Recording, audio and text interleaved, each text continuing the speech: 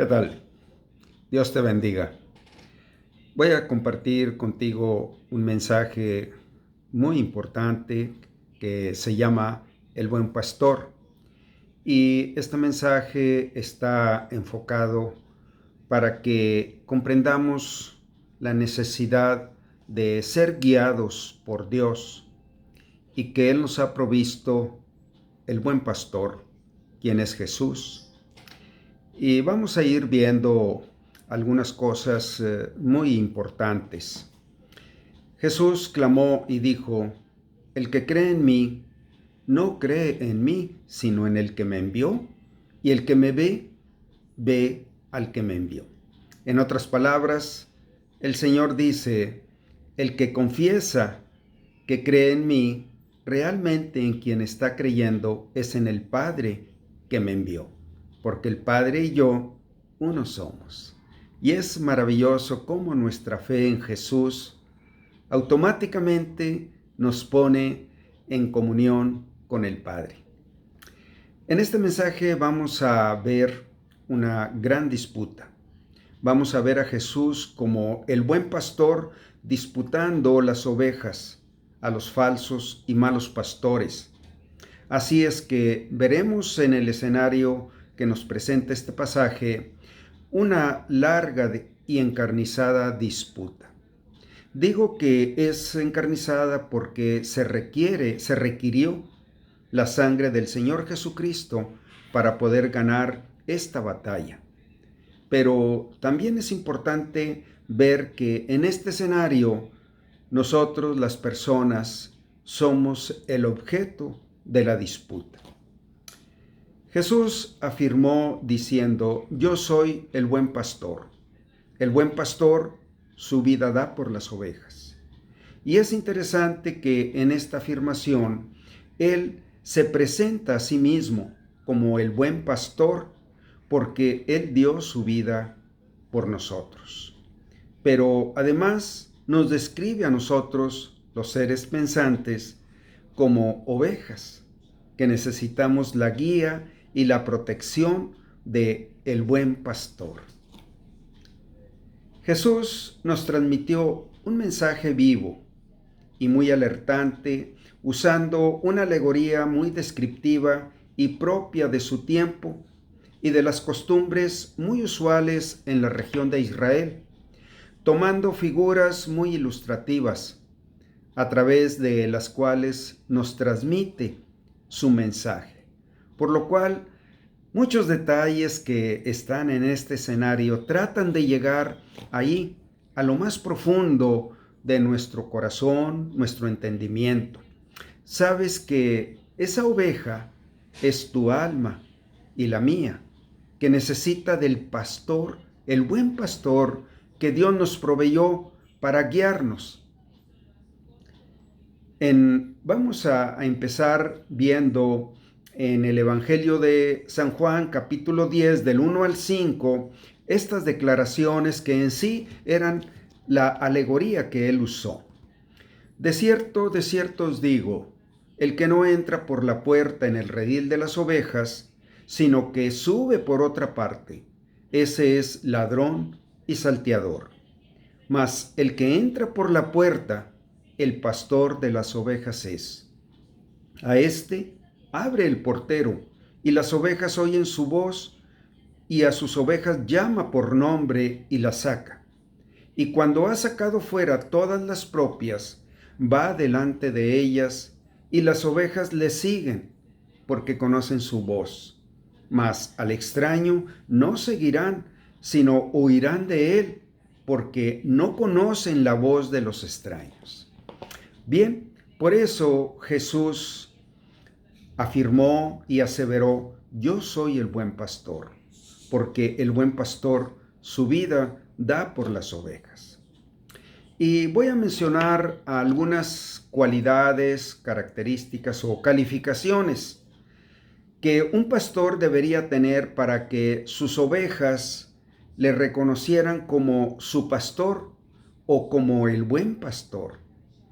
Estas calificaciones Dios las enseña en la Biblia, transmitiéndolas transmitiéndolas a aquellos que él llamó como pastores de sus rebaños, para confiarles sus ovejas, las cuales él ganó con su propia sangre.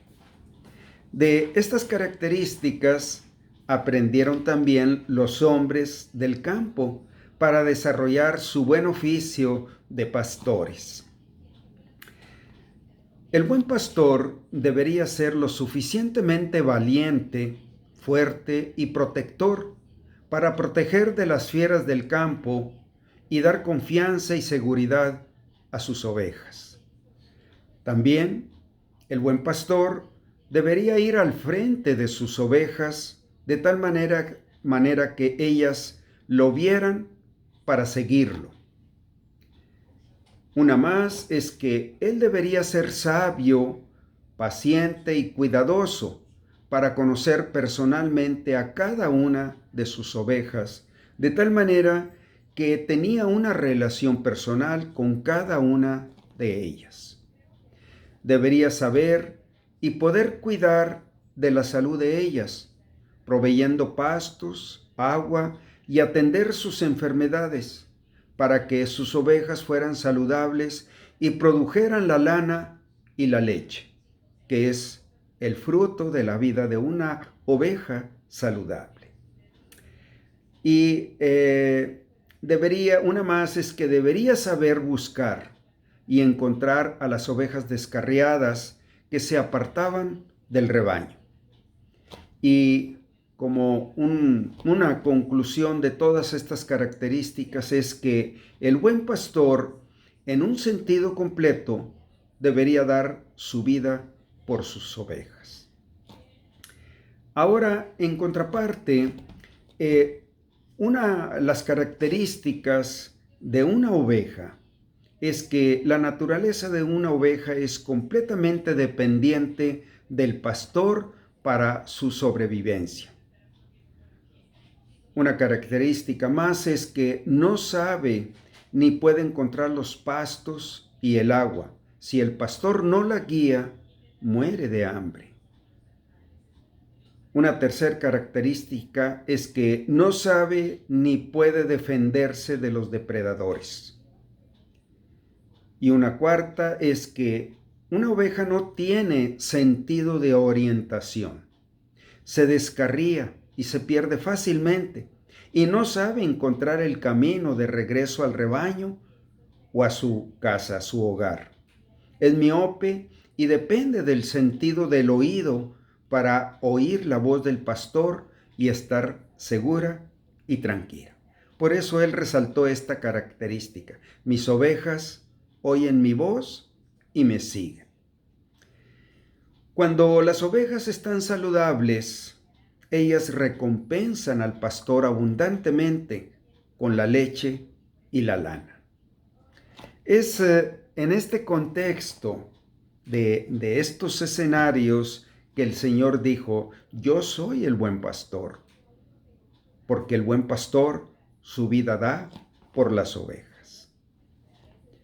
Él usó una alegoría para revelar la relación que una persona debe tener con él, aplicándose la cualidad de el buen pastor, pero al mismo tiempo trayendo la figura sobre nosotros como de una oveja, personas como tú y como yo, que necesitamos al pastor. Voy a darte un panorama del contexto que se vivía en esa región en los días que el Señor les daba este mensaje, porque en los detalles de este escenario es donde Él resalta su mensaje para hacernos conscientes de esa necesidad que tenemos de el buen pastor. La parte principal de Judea es la meseta central, con una anchura variable entre los 20 y los 25 kilómetros. El terreno es en su mayoría áspero y pedregoso. Judea era una tierra mucho más pastoril que agricultor, y era inevitable por tanto, que la figura más frecuente y representativa de las tierras altas de Judea era la del pastor y sus ovejas. La vida del pastor era muy dura. Nunca se vería un rebaño pastando sin pastor, y éste no se podía distraer ni un momento. Como había poca hierba, las ovejas siempre iban deambulando, y como no había vallas en el monte o en el campo abierto, había que estar vigilándolas constantemente. La misión del pastor era no solo constante, sino también peligrosa, porque además tenía que ser el protector del rebaño, de los ataques de las fieras, especialmente los lobos y osos, y de las incursiones de ladrones y bandidos. Cuando te encuentras con algún pastor en algún cerro en el que aúllan por la noche los lobos, las hienas, sin conciliar el sueño con la mirada acostumbrada a la lejanía, curtido a la intemperie, apoyándose en el cayado y siguiendo con la mirada sus ovejas dispersas, con cada una de ellas en su corazón. ¿Entiendes por qué el buen pastor de las ovejas del pueblo de Israel, el Señor Jesucristo, se remontó hasta la cabeza de la historia de su pueblo? Que esto es el por qué se le llamó esto es el por qué se les llamó pastores a los reyes, y la figura de un pastor que se convirtió en un símbolo de su pueblo. Y es también el por qué el Señor Jesucristo la tomó como prototipo de alguien que da su vida por las ovejas, refiriéndose a esta figura del buen pastor.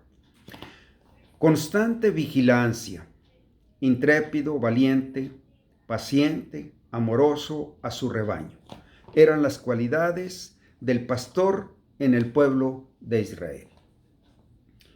En este capítulo del Evangelio de San Juan, capítulo 10, se presenta Jesús como el cumplimiento de la profecía que el profeta Ezequiel había hecho muchos siglos atrás, quizás 6 o 7 siglos, diciendo en el capítulo 34, versículo 23, yo levantaré sobre ellas un solo pastor, mi siervo David, y él las apacentará y así será su pastor. Menciona aquí la persona de David como el pastor del pueblo de Israel, pero más que el rey David, era una profecía del descendiente del linaje de David, el Señor Jesucristo. Y a él se refería, a quien levantaría como el pastor de su pueblo. Voy a leerlo de nuevo. Yo levantaré sobre ellas un solo pastor, mi siervo David, y él las apacentará y así será su pastor. Cuando Jesús dio este discurso, había tenido ya una serie de eventos donde tenía un debate, y más que un debate, una disputa constante con los líderes del pueblo de Israel, líderes religiosos, políticos, civiles, quienes se autonombraban como los pastores del pueblo. Y es ante ellos que hace estas declaraciones de este discurso, poniendo en evidencia que no tenían las calificaciones para guiar al pueblo de Dios. Esto era el centro del debate. Pongamos atención cuando él dice, de cierto os digo, el que no entra por la puerta en el redil de las ovejas, sino que sube por otra parte, ese es ladrón y salteador. Mas el que entra por la puerta, el pastor de las ovejas es. Y él estaba apuntando hacia ellos, que ellos no habían entrado por la puerta que Dios les había marcado a través del Mesías. El redil era un lugar seguro contra las fieras, los ladrones y las tempestades. Normalmente consistía en un círculo o cuadro rodeado por un muro de piedras y con una sola entrada. Era un corral comunal, es decir, donde varios pastores albergaban a sus ovejas. Los pastores metían sus ovejas dentro de este corral para las horas de la noche, y uno de ellos se escogía para ser el portero. Se acostaba en la abertura de la entrada. En sí mismo, ese pastor era la puerta, y a eso se refería el Señor. Los pastores y los que ellos conocían podían entrar y salir con el permiso del que guardaba la entrada, pero el portero resistía a un ladrón hasta la muerte y, si fuera necesario, daría su vida. La única manera segura que el ladrón tenía para entrar sería saltando por el muro. El hecho de subir por otra parte y no por la puerta lo identificaría como ladrón y salteador. El ladrón usaría sutilidad, astucia, engaño y el elemento de sorpresa para ser inadvertido, mientras que el salteador era más osado. Emplearía violencia como un asaltante y bandido. El pastor, cuyas ovejas se guardaban en el redil, tendría acceso libre por la puerta. Jesús, en esta doble afirmación, solo establece la rutina que era conocida generalmente en el Medio Oriente. La descripción de Jesús como el buen pastor es la más apreciada y conmovedora de la vida de la piedad cristiana, porque el buen pastor su vida entrega a sus ovejas. La imagen del pastor era usada tanto en el lenguaje hablado como en el gran número de personajes sobresalientes en la Biblia, que representan en figura viva al buen pastor. Por ejemplo, Moisés fue una figura de un buen pastor del pueblo de Dios, igualmente Josué, Samuel, David, también algunos profetas y reyes de Israel. Esta era la manera para que ellos identificaran la misión que Dios les estaba asignando sobre su pueblo. Jesús emplea la figura de el buen pastor para señalar un contraste marcado entre su propio ministerio y el de los falsos pastores. Los judíos, y especialmente los escribas, los fariseos, presentándolos en capítulos anteriores de este Evangelio de San Juan, a partir del capítulo 5, 6, 7, 8, 9, se prolongó esa disputa y ese debate con ellos. Y es en este capítulo 10 cuando él presenta contundentemente estas declaraciones ante ellos, porque ante ellos disputaba como los malos pastores del pueblo de Dios.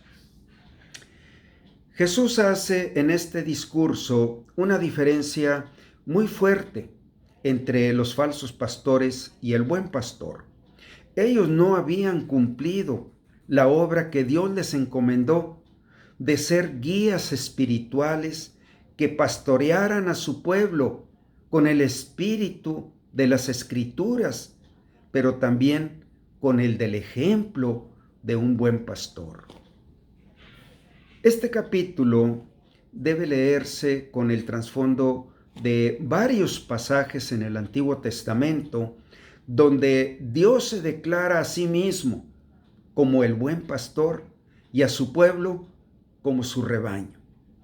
Por ejemplo, en el Salmo 23, ¿cómo nos hemos gozado en ese salmo? Porque se refiere a el Señor, Dios, como el buen pastor, diciendo: Jehová es mi pastor, nada me faltará. En lugares de delicados pastos me hará descansar, me pastoreará junto a aguas de reposo, confortará mi alma y me guiará por sendas de justicia. En estos 4 versículos del Salmo 23 se define lo que es el buen pastor, el guía espiritual que Dios nos ha provisto en el Señor Jesucristo. Y nadie como Él, porque primeramente nadie como Él dio su vida por nosotros. Y nadie como Él nos puede pastorear junto a aguas de reposo y nos puede hacer descansar en lugares de delicados pastos. Nadie como Él puede confortar nuestra alma y guiarnos por las sendas de la justicia de Dios. Y Él va delante de nosotros en todas las cosas para que nosotros le sigamos sus pisadas. Y en otro salmo, el Salmo 77:20 dice: condujiste a tu pueblo como ovejas por mano de Moisés y Aarón. Sí, ellos fueron pastores que Dios llamó y cumplieron la misión que Dios les encomendó. En el Salmo 79:13 dice: y nosotros, pueblo tuyo somos, y ovejas de tu prado, te alabaremos para siempre. Este es el confort que da al alma un creyente cuando siente que es oveja del prado y que somos pueblo de Dios. En el Salmo 95:7 dice: porque Él es nuestro Dios, nosotros el pueblo de su prado y ovejas de su mano. Y en el Salmo 48:14 va mucho más allá todavía de los cuidados que Dios tiene de nosotros en esta vida. Pongamos atención cómo esta es sobre todas las cosas que Él puede cumplir. En el Salmo 48:14 dice: porque este Dios es Dios nuestro eternamente y para siempre. Él nos guiará aún más allá de la muerte. ¿Sabes lo que significa?